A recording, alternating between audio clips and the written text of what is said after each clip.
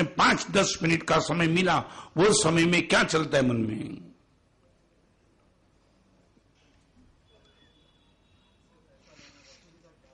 क्या है? Pending payment का क्या है? आया ना यही बात। दो प्रवृत्ति के बीच में निवृत्ति का समय मिलता है, उसमें भी मेरे पास अच्छे विचार नहीं है। मैं ये कहना चाहता हूं, वी आर पुअर विचार के क्षेत्र में। You have to do nothing. आपको कुछ नहीं करना है, वहां तो कुछ अच्छा विचार करो।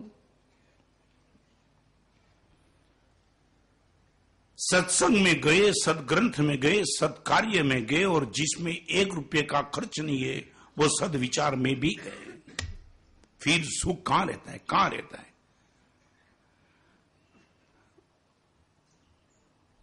ये है सुख के 4 station. If you would like to be happy, एक छोटा सा प्रश्न पूछूं, साइलेंट और पीस के बीच में फर्क क्या? What is the difference between silent and piece?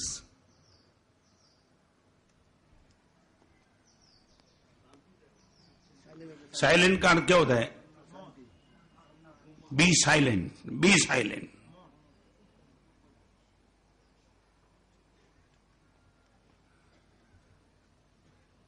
शांत रहो नहीं बोलते, बी साइलेंट। अकेला मौन नहीं, बी साइलेंट, शांत रहो।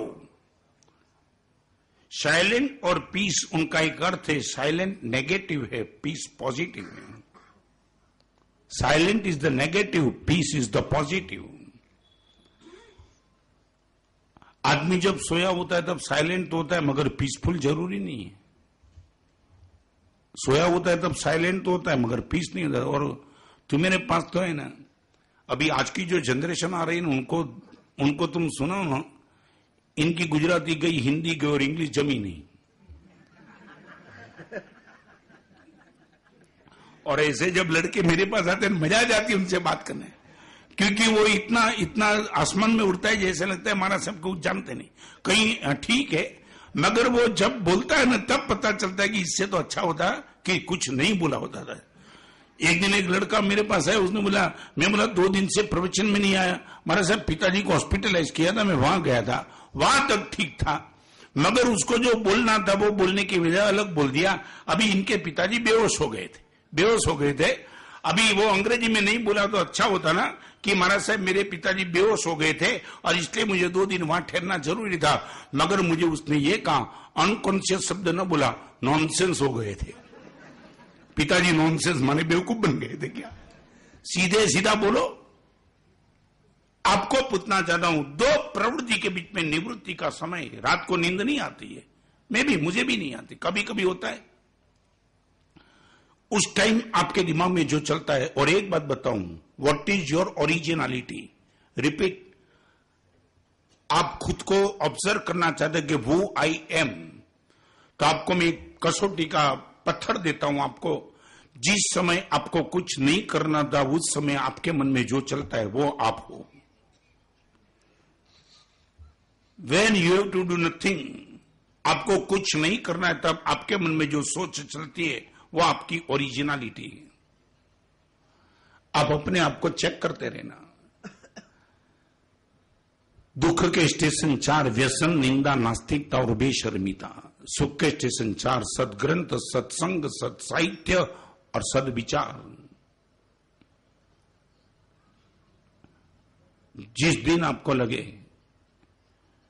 दुनिया जिसको सुख बोलती है वो नहीं, परमात्मा जिसको सुख कहते वो सुख मुझे चाहिए, जिस दिन आपके मन में उसकी ललक और आग लगेगी ना, तब आप बिना बुलाए सत्संग को ढूंढने के लिए निकलेंगे, सदग्रंथ को पढ़ने के लिए निकलेंगे। सद कार्य जहां भी मौका मिला आप चुकेंगे नहीं, और सद विचार से आपके मन को पवित्र करते रहेंगे। और फिर आपको पता लगेगा, अबजपति आदमी भी मेरे पास कुछ नहीं है, इतना मैं सुखी हूं। साधु को तुम पूछो कभी भी देवगुरु पसाए, महाराज साहब साता में देवगुरु पसाए, व्हाट ही हैज। तुमने जिनको सुख का स्टेशन बनाया उसमें से कोई चीज साधु के पास नहीं है, नथिंग। न संपत्ति, न सौंदर्य, न सत्ता, न स्वास्थ्य, न संबंध, कोई चीज नहीं। फिर भी आज तक कोई साधु ने आपको ये नहीं कहा होगा मैं दुखी हूं। आप जब भी पूछो साता में देवगुरु पसाए खूब साता, क्या है ये सुख के 4 स्टेशन उनके पास आ चुके हैं। एक बात, कल संडे का दिन आपके हिसाब से छुट्टी का दिन, 9:30 से प्रवचन का समय दिया गया है। मीट एक्सपोर्ट पॉलिसी में मैंने जो बात रखी थी, आज आपको एक काम करना है। बाहर